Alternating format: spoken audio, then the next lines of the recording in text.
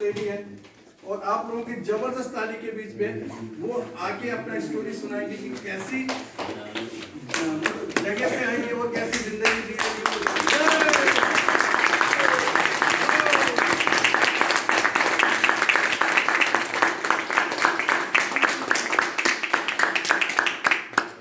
Good morning. Good morning. मेरा नाम शकुंतला करती, सबने बता ही दिया, बार बार मेरा नाम ले रहे थे। मैं 4 साल पहले बहुत लोग यहाँ पैसा कमाने आए होंगे, मैं पैसा कमाने नहीं आई थी। अब मेरी यहाँ मैं शौक से भी नहीं आई थी, अब मेरी मजबूरी ले आई थी यहाँ पे। लेकिन सबसे पहले मैं मजबूरी से पहले मैं धन्यवाद कहना चाहूँगी टीआर सर के लिए, ये मेरे गुरु हैं।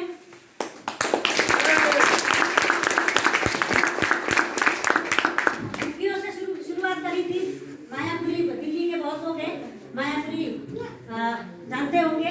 वहाँ मेरा 6x6 का झुग्गी है, ऊपर नीचे बना रखी हूँ। मैंने वहाँ से शुरुआत किया था। मैं यहाँ पे आई थी 3.5 साल पहले कि मेरे हस्बैंड 4 साल से बेड में थे, लेकिन सर बुलाते ना तो मेरे आंखों में आंसू भरता, तो मेरे को बोलने का हिम्मत ही नहीं होता। मेरी स्टोरी बहुत जबरदस्त है। मेरी स्टोरी से आज काफी लेडीज को सीखने का मौका मिलेगा कि मैं 4 साल से मेरा हस्बैंड बेड में थे, तो मैंने 8 लाख रुपया मैंने अपने हस्बैंड के ऊपर लगाया था, लेकिन रिजल्ट 0 था। 7-8 लाख रुपया लगाने के बाद भी रिजल्ट 0 था। बिल्कुल उठ नहीं पाते थे, 2 बंदे उठा के टॉयलेट ले जाते थे और लेटा के इनको खिलाते थे। मेरी 2 लड़की थी, मैंने दोनों लड़की के मैंने शादी कर चुकी थी। शादी करने के बाद मेरे हस्बैंड बेड में हो गए थे, तो मेरे चारा कुछ नहीं था। तो मैंने और चार में पढ़े लिखी नहीं हूँ दोस्तों, समझिए, मैं बिल्कुल स्कूल गई नहीं हूँ, लेकिन मैंने अपने बच्चे को पढ़ाया, अपने भाई बहन को पढ़ाया, लेकिन मैं स्कूल गई नहीं हूँ। मेरे और चारा था नहीं, तो मेरी लास्ट स्टेज था 12,000 रुपया मैं कमरा किराया देती थी। हस्बैंड को इलाज कराना, मैंने अपना जेवर भी सारा बेच दिया था। एक मुकुलपुर में मैंने 50 गज का मकान लिया था, एक कमरा बनाई थी, मैंने उसको भी बेचने में मजबूरी हो गई, मैंने उसको भी बेच डाला। तो मुझे चाहिए था कि हस्बैंड चाहिए था, मुझे बच्चे नहीं चाहिए थे, पैसे नहीं चाहिए थे, घर नहीं चाहिए थे, मुझे अपना हस्बैंड चाहिए था, क्योंकि मेरे बुढ़ापे के सारा कोई नहीं है, मेरा हस्बैंड और मैं हूँ। मेरे दिमाग में इतना ही था। तो नौकरी में क्या करती, पढ़े लिखी तो थी नहीं, तो नौकरी का मुझे मिलता नहीं। कोई कंपनी में भी लागूंगी तो वही पैकिंग का काम करूंगी या बुरा उठने वाला काम करूंगी। मैंने सोचा इससे अच्छा अपना हस्बैंड को भी देखभाल कर लूंगी। मैंने सर ने पहले ही बता दिया, मैं 12-15 कोठी में काम करती थी, झाड़ू पोछा लेके बाथरूम तक सफाई करती थी, क्योंकि मुझे पैसा की जरूरत थी। अब मैं खाना बनाती थी लोगों को, सुबह 6 बजे जाती थी, हस्बैंड फोन करते थे, कोटी आ रहा है, दवाई खिलाना है, दौड़ के आके अपने घर में आके अपने हस्बैंड को खिला के फिर जाती थी कोठी में। सुबह से लेकर शाम तक मैंने खूब घिसा अपने हस्बैंड को ठीक करने के लिए, लेकिन ठीक नहीं हो पाएगा। कितने में टीआर सर मेरे हस्बैंड के 20 साल पुराने दोस्त थे, पहले आना जाना था, बीच में सर थोड़ा दूर गए थे तो आना जाना बंद था। इतने में भगवान ने रास्ता बता दिया कि मैंने फोन करा उनको, गाजियाबाद में थे, फोन करके मैंने घर पे बुलाया। पता है घर पे मैंने क्यों बुलाया? क्योंकि खाने के लिए मेरे घर में कुछ भी नहीं था। उसी शाम को मेरा बड़ा वाला दामाद आने वाले थे, घर में चाय पत्ती नहीं था, चीनी नहीं था, लेकिन मैंने इनको मदद के लिए बुलाया। मैंने बोला सर आए दौड़ के, मैंने बोला सर से 10,000 रुपया मांगना था, हस्बैंड को परसों ले जाके 7,000 वहाँ देना भी था, घर में कुछ भी नहीं था। तो मैंने उनको बुलाई, वो अभी शुरुआत करे थे वेस्टीज, इन्होंने बोला सर सलाह करे, आके इन्होंने मेरा हस्बैंड को देखे, मुझे देखे, इनके ऊपर पता नहीं क्या तरस था। इन्होंने 6,000 का प्रोडक्ट ले आके दिया, लेकिन प्रोडक्ट खाने वाले मेरा हस्बैंड आई नहीं। डेली के सुबह 300 के दवाई, शाम को 300 के दवाई खाते थे, लेकिन वो समझदार थे, पहले ड्राइवरी नौकरी करते थे। तो ये 7-8 लाख रुपया लगाने के बाद में रिजल्ट 0 आ रहा है, तो मैं नहीं खाऊंगा ये सप्लीमेंट। सर को बोलते थे कि तुम्हारा सप्लीमेंट कुछ भी काम नहीं करेगा, मैं क्यों खाऊं, मैं नहीं खाऊंगा सप्लीमेंट। लेकिन ये निकल गए ये निकलने के बाद मैंने अपने हस्बैंड को गले में रख के रोई धोई। मैंने बोला मेरे लिए तुम ही काफी हो, तुम रहोगे तो कमा के खा लेंगे। लेकिन मेरा हस्बैंड ने खाना माने नहीं। उसके बाद मैंने जबरदस्ती खिलाया। आप लोग को सुन के हैरान होगा, 25 दिन के बाद मेरे हस्बैंड उठ के टॉयलेट गए।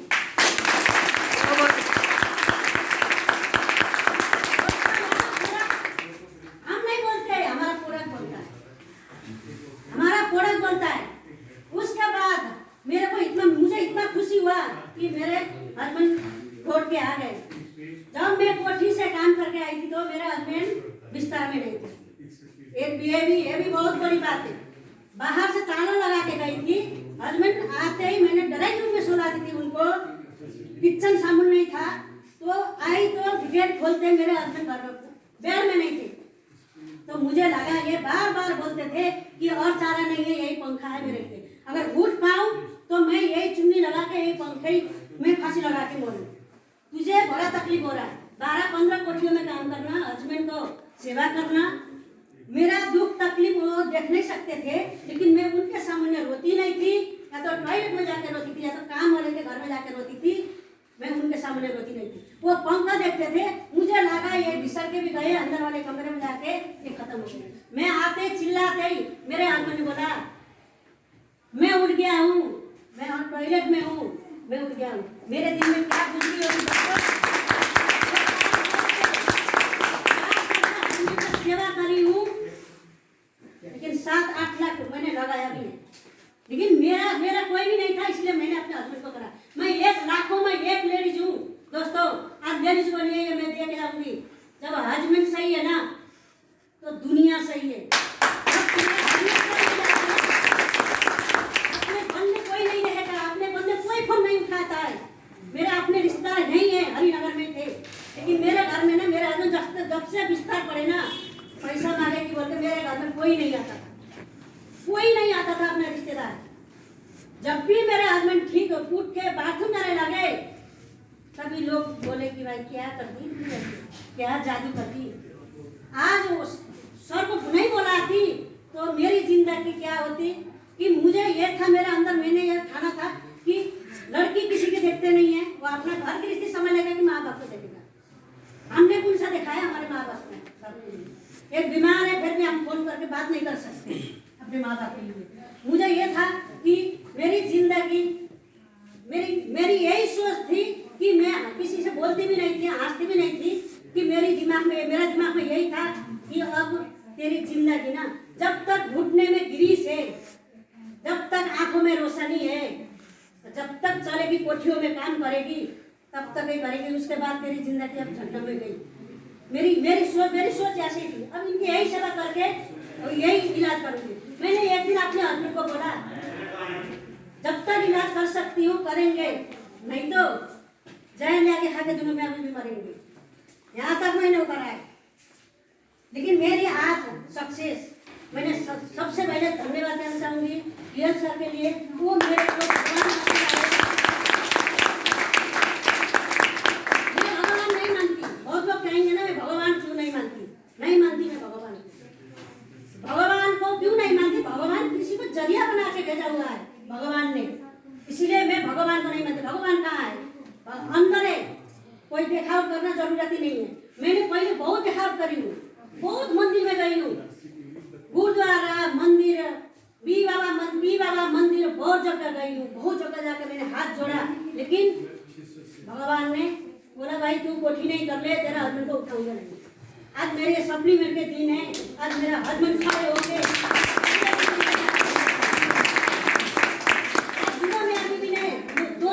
फुल टाइम बेस्ट सकते हैं।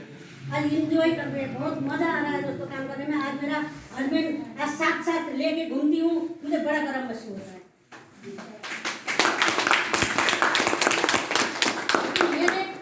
मेरे बच्चे ने सपोर्ट करा, लेकिन जितना उनके पास था उतना ही सपोर्ट करा, उससे ज्यादा कर नहीं पाए। बच्चों को भी इतना भाग नहीं दे सकते, उनके भी घर गृहस्थी है, सब कुछ है। तो मेरी पहले महीना मुझे 26 रुपया आया, तो मेरे बच्चों ने मुझे बोला कि ये कहाँ कोठी करती थी, पापा को चलो ठीक कर लिया, कोई बात नहीं, सपने बचने वो कोठी ने कर ले तू, लेकिन ये वेस्टेज मत कर, ये चाय पत्ती तेल का सा वो काम मत कर। मेरे दोनों लड़की ने बोला था, दोनों दामाद ने बोला था, और मेरे दो नाती है, दोनों नाती ने बोला था, लेकिन मेरे जुनून था कि मैं करके दिखाऊंगी, करके दिखाऊंगी। जब मेरे हस्बैंड खड़े हो गए तो मैंने इनको एक स्कूटी में ले लेके घूमी हूँ पूरे दिल्ली में। जब इनको कमर में दर्द होता था, हाथ में दर्द होता था, ये बस स्टॉप में लेटते थे, मैं स्कूटी लेके खड़ी होती थी, 15-20 मिनट खड़े होते थे, तब भी थोड़ा ठीक होता था, फिर चलाती थी गाड़ी। मैंने ऐसे कर करके काम करी, क्योंकि मेरे बच्चे ने बोला था तू यहाँ से कामयाबी नहीं हो सकती है, ये पढ़े लिखे का काम है, तेरे लिए नहीं है। मैंने बड़ी वाली लड़की को क्या बोला, पढ़े लिखे का काम है, तू आ ना, उसको मैंने ज्वाइन कराया। आजा दोनों माँ बेटी मिलके करते हैं, लेकिन आजकल के बच्चे बहुत समझदार हैं, करी नहीं, लेकिन डायरेक्टर मैंने बना दिया उसको, डायरेक्टर बना के छोड़ दी। कभी ना कभी तो उसकी दिमाग खुलेगी, जब मेरी 2 लाख रुपया आएगी ना मेरा, तब भी खुलेगा मेरे बच्चे का दिमाग।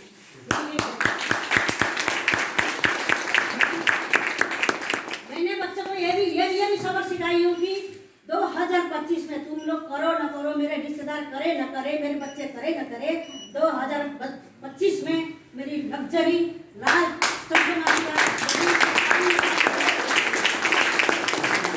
सिस्टम है, मेरी कोई औकात नहीं है, ये सिस्टम है, ये सिस्टम कराएगा। मैं पढ़े लिखी नहीं तो क्या हुआ, हमसे तो क्या पोड़ा खाने के लिए पढ़े लिखे चाहिए होता है, बताने के लिए पढ़े लिखे चाहिए होता है। फिर पढ़ना आसान है, खाना है, लोगों को बताना है, इतना भी हम नहीं कर सकते तो हमारे जिंदा रहना बेकार है दोस्तों, बेकार है।